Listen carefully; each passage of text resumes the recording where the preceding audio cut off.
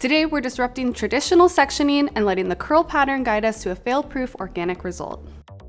Hi, my name's Shurie, at Shurie on socials. I'm a hairstylist and a Pulp Riot artist based in Los Angeles, California, and this is 10 years of disruption. My model, Andi, came in today with faded, previously lightened hair.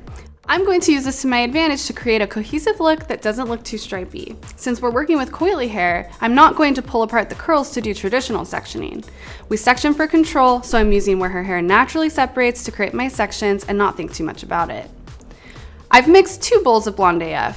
In one bowl, I mixed BlondeAF with 6 volume and a 1:2 ratio for the previously lightened hair.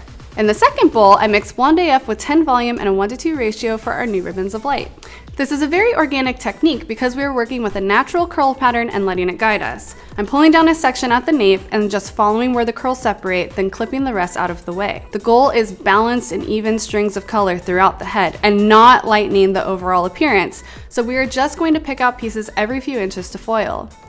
Pull down the next set of curls and work your way up until you finish the back of the head. Pro tip, every time I pull down a new section, I look in the mirror on Andi's face to make sure I'm adding pieces that can be seen from the front whether she wears her hair up or not. Now that we have our ribbons of lightness, let's get into the semis.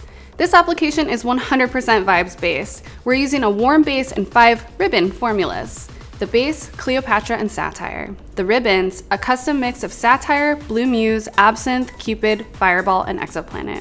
I'm letting the curls fall naturally again. I apply the Cleopatra-based formula to all the faded hair.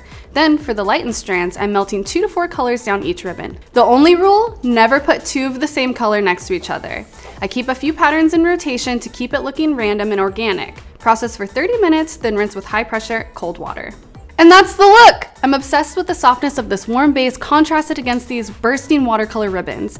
It's wild how easy it can be to create high impact looks when you let the hair guide you. Thanks for joining me for this 10-year celebration. If you want to see more ways to disrupt the status quo with Pulp Riot, make sure to like and subscribe. I'm Shurie, see you next time.